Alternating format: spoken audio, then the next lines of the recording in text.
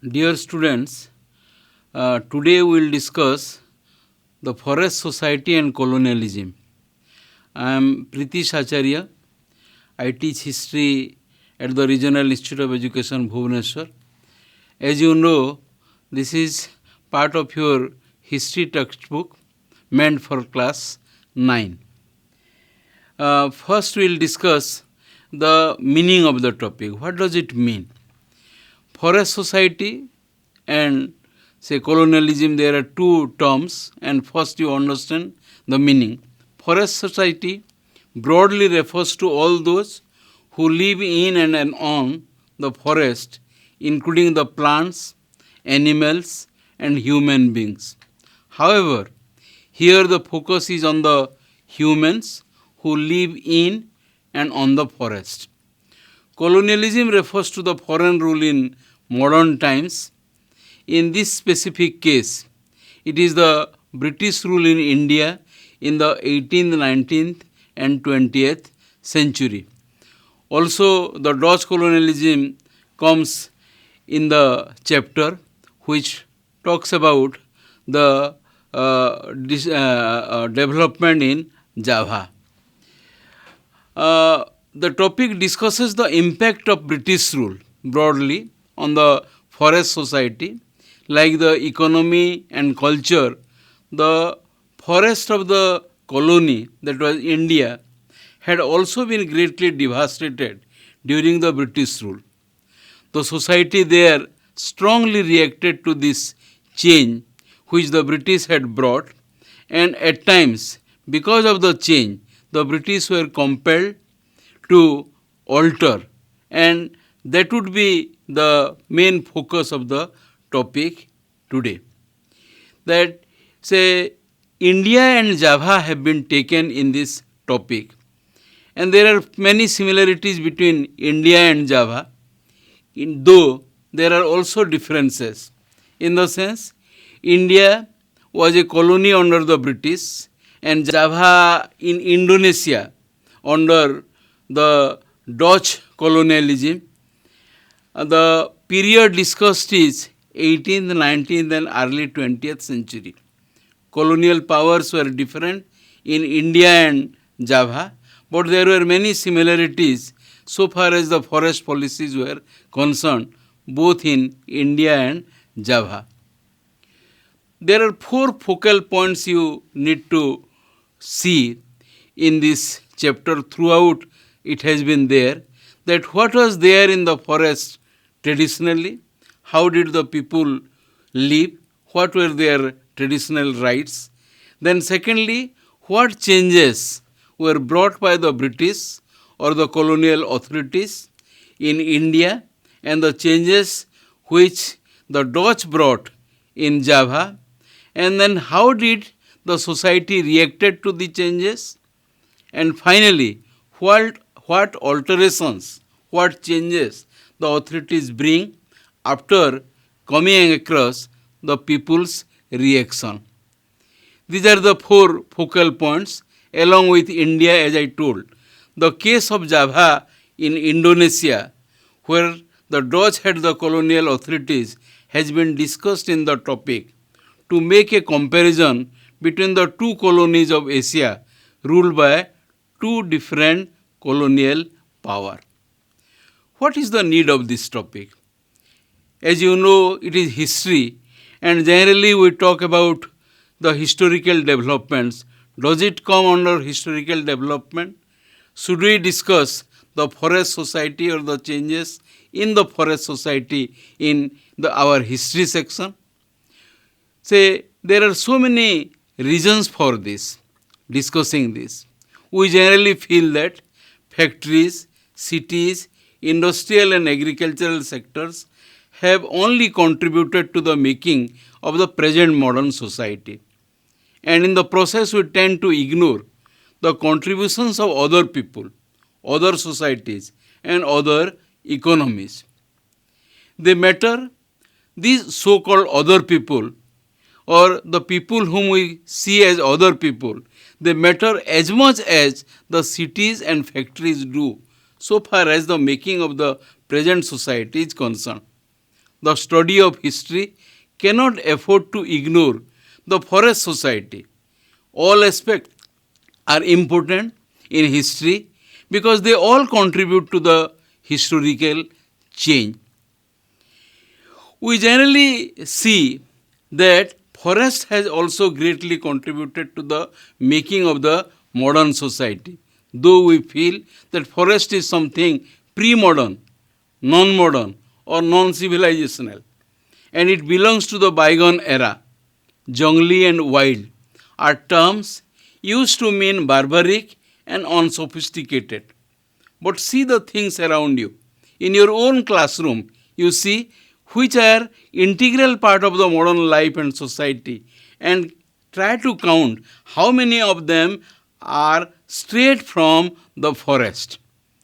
Let us count: paper, desk, table, doors, windows, pencil, the color used in the clothes, cricket bat you play in the field, hockey stick, electricity produced in the thermal stations, charcoal used for the ironing of your clothes, they all have come from the forest.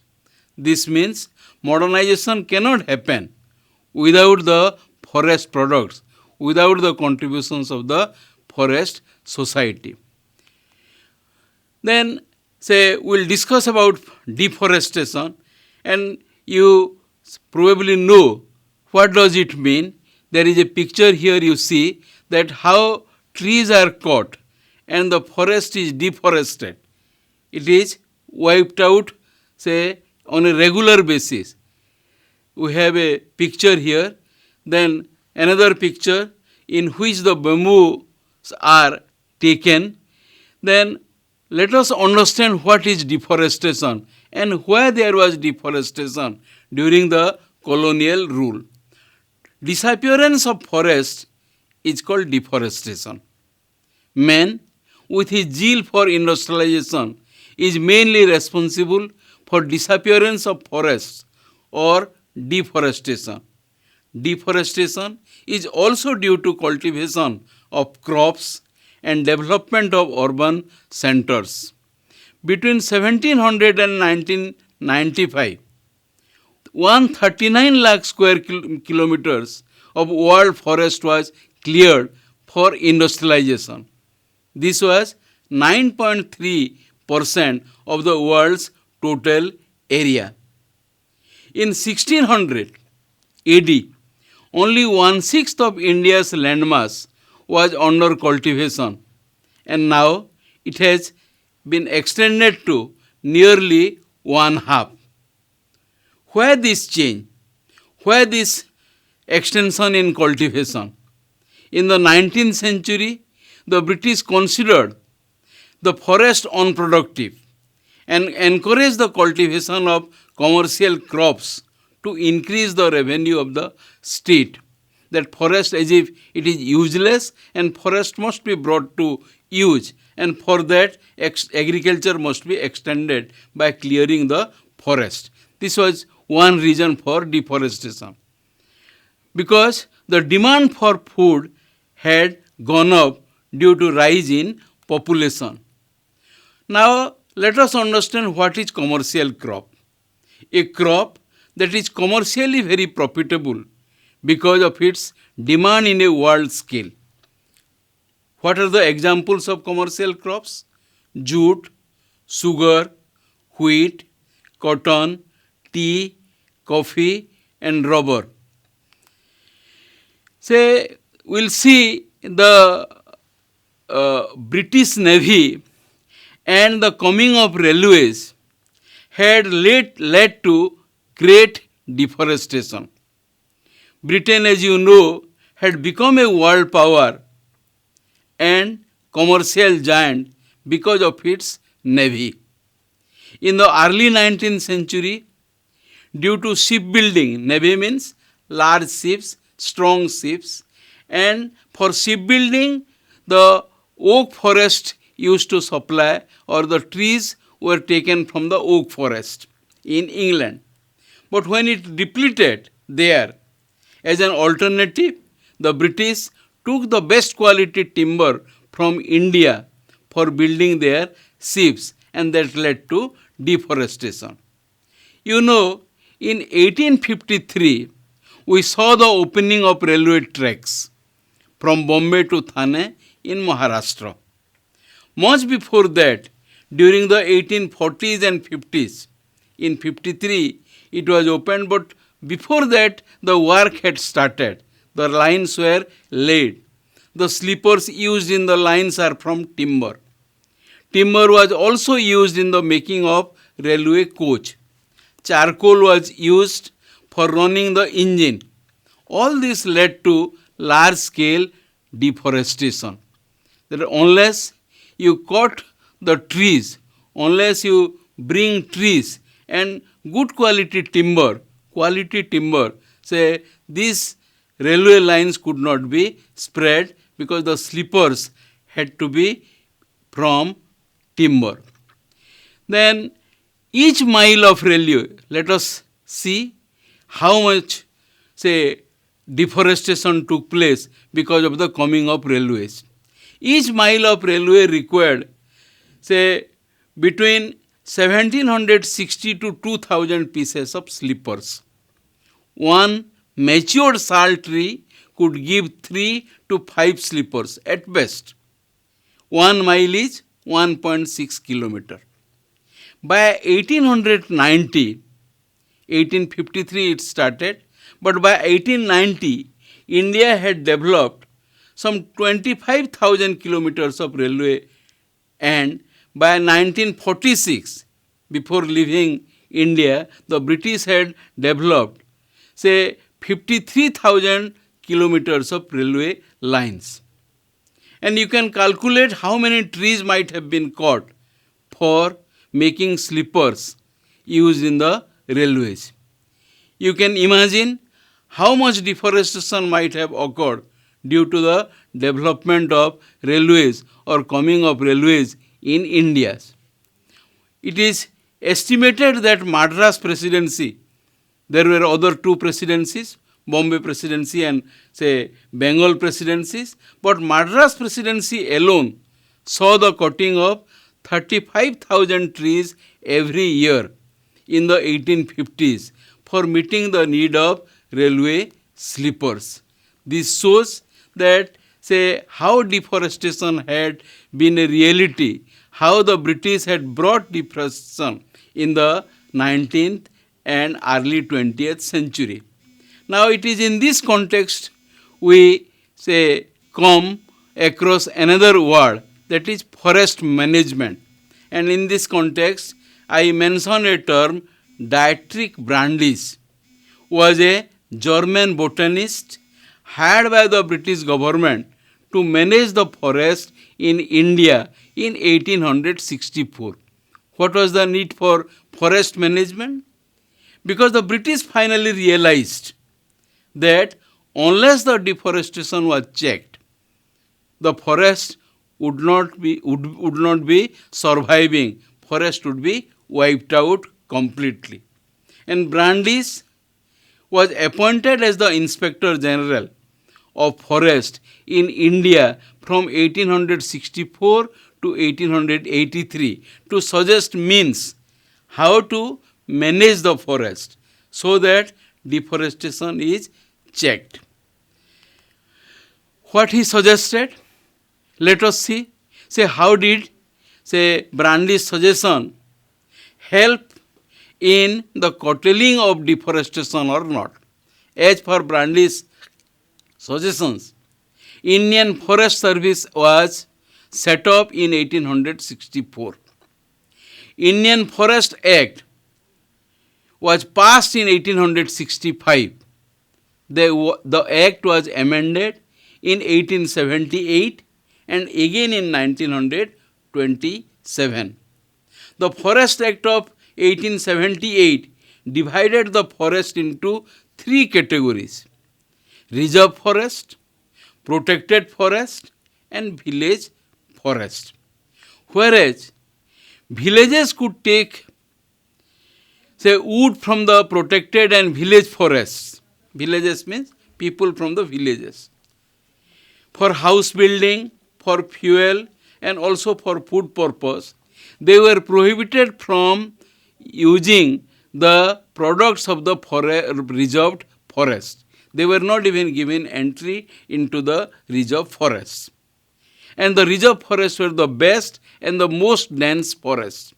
This was Brandeis declared as forest management, that ordinary people, the people who lived near the forest, must be prevented from using the forest, the reserve forest, and the best forest was reserved, and the commercial crops must be growing because that cannot be checked. Then trees also must be cut, or should not be, say, the government should not stop cutting the trees for industrial and other purposes. After Brandeis going from India in 1883, Imperial Forest Research Institute was set up in Dehradun in 1906. Brandeis went in 1883. Until then, say, he had been advising the government, consulting with the government. After that, in 1906, the Imperial Forest Research Institute was set up in Dehradun. He also brought a new concept called scientific forestry, which we need to discuss. What was this scientific forestry? Scientific forestry meant cutting of natural forest and growing of a single species of plants for commercial and industrial use. But is it scientific? Forest means varieties of plants and trees which supplement one another. The animals survive there because of the natural conditions. They sustain and help man to sustain himself. However, if the balance is upset by man, if man is responsible for upsetting the balance, the forest is lost. The colonial rulers wanted to overuse the forest. What they brought was plantation in place of forestry. Say, forestry had to be replaced by plantation because a single species of plants had to be planted, because it had commercial, say, regions. It had a world market, and for that purpose the natural forests were, say, deforested for the sake of, say, plantation. Can it be scientific? Just you think about it. Can it be scientific? As a result, today many ecologists also question this concept, because they believe that natural forestry cannot be replaced by, say, plantations, and plantations cannot be called forestry. Deforestation greatly affected the people. The people who lived in the forest, on the forest, now they were greatly affected after the government decided to, say, have three categories of forest, and the best forest was kept as reserve forest, and the people were prevented from using it. People used forest products for fuel, fodder, food, and house building. You all know. Even for the bros in the village, they take a twig from the, say, tree, and that is available in the forest. The restrictions imposed by the forest department put them in great hardships. Where would they take their cattle for grazing? How would they collect the fuel for their home consumption? These were now new rules the British brought, the colonial government brought, so that the people are prevented from using the forest, so that forest is, say, intact. But the real problem was in the commercial use, or the, say, deforestation for industrial and other uses. Deforestation affected the people in great way.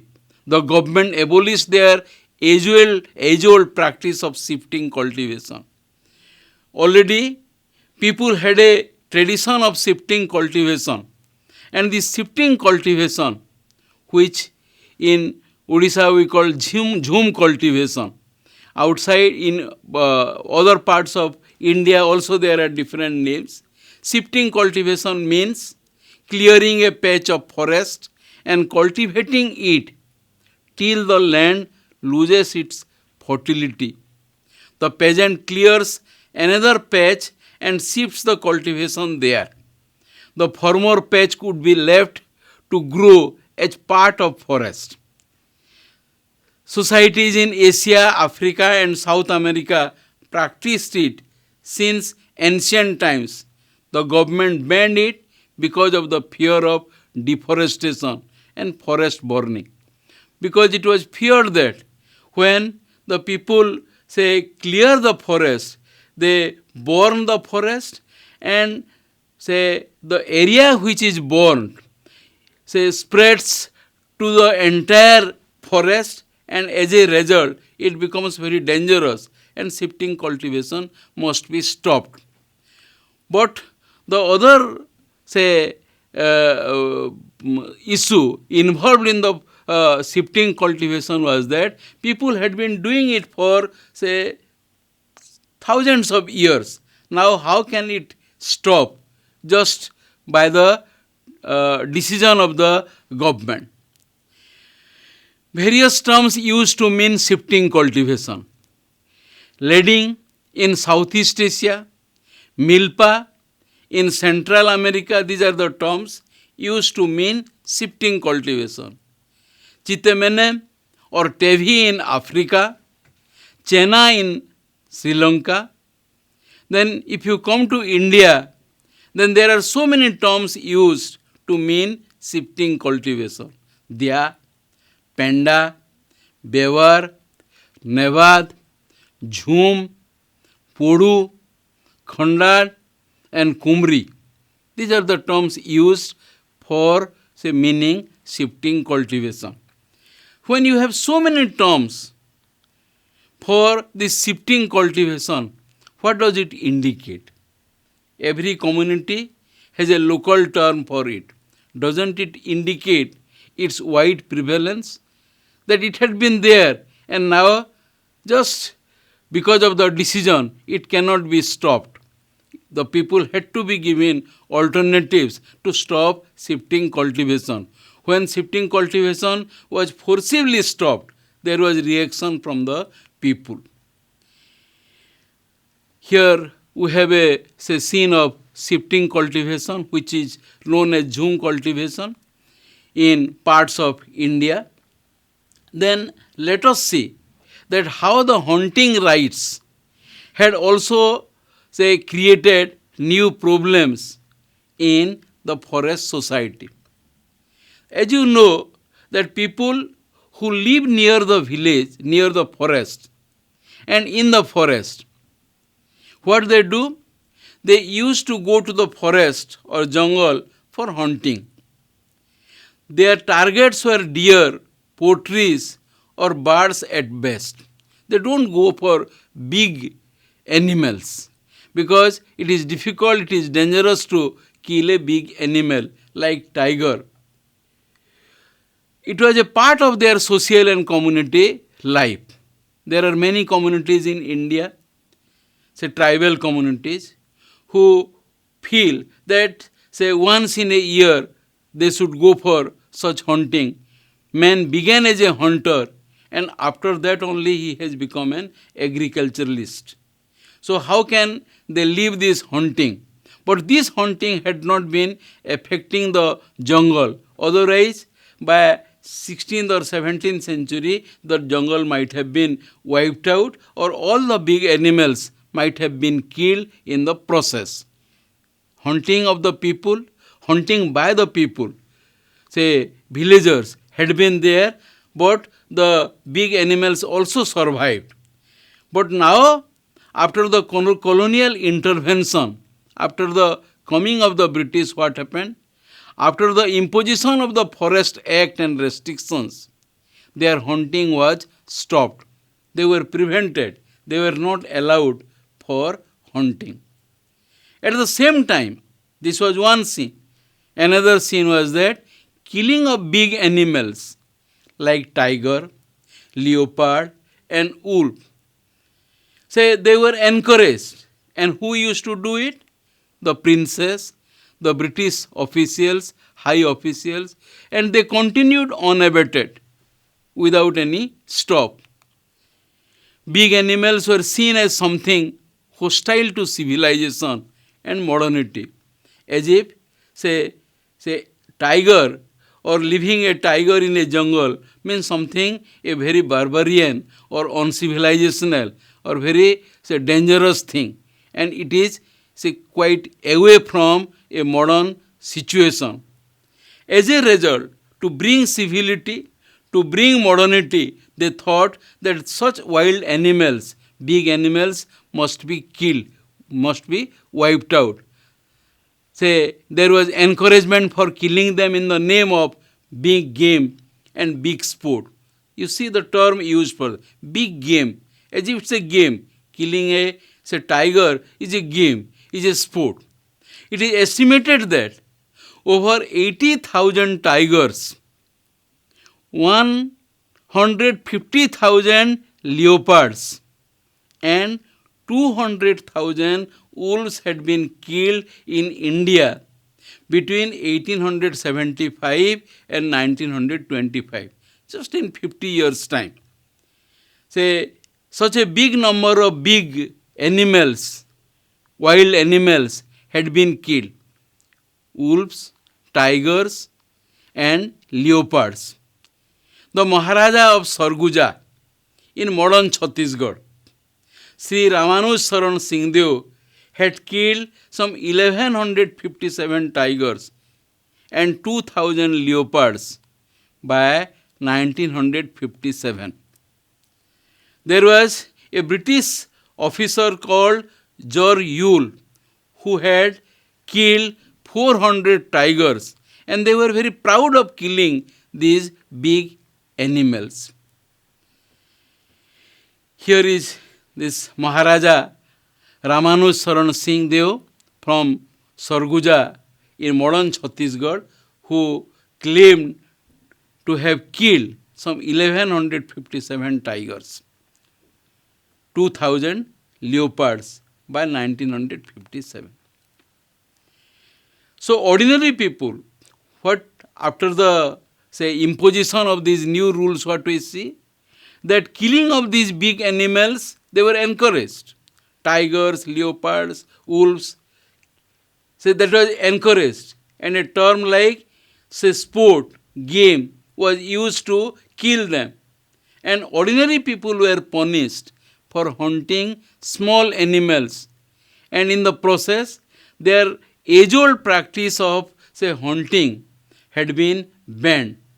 Obviously, this led people to react, to protest. The killing of big animals led to near extinction of those animals. Today we hear about this tiger project, Project Tiger. And Project Tiger means save the animal. You might have seen it in different TV programs also, how we are careful of saving this animal. But there was a time when mercilessly, and the government used to give support. Also, the people who used to kill, they were very proud of killing these big animals. What was the net result? That killing these tigers and wolves and then leopards was like killing the security guard of the forest. Just think about it, how they were security guards. If there is a tiger in the jungle, then people will be scared to overuse the jungle or go to the jungle, and in the process jungle was protected, forest was protected. When people knew that it does not have any animal or dangerous animal or wild animal, then without fear they would go and take away the forest products for commercial use. The deforestation or the coming of the say new rules, forest rules, also led to say many other problems. For example, that traditionally there were people living near the forest, say who supplied forest products to the society outside, and this supplemented their income. And also we need, say for example, some medicines we need from the forest. And who would supply? The people who live near the forest or in the forest. For domestic needs, we depend on these forest products. Banjaras were such a community. They traded hides, horns, silk cocoons, ivory, bamboo, spices, grasses, gums, and resins. There are other communities as well. Banjaras were one community. Koraba, Karacha, Yarakula. In Madras Presidency, they were also engaged in the trade of forest products. They were traditional people who did not make a big earning by selling the forest products because there was a need, because others wanted it for medicinal purpose, also for say other domestic purpose.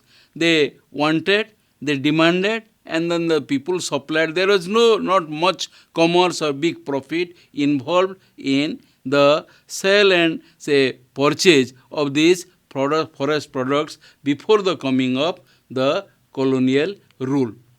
However, now after the coming of the say colonial rule, these traditional and the forest rules, what we find?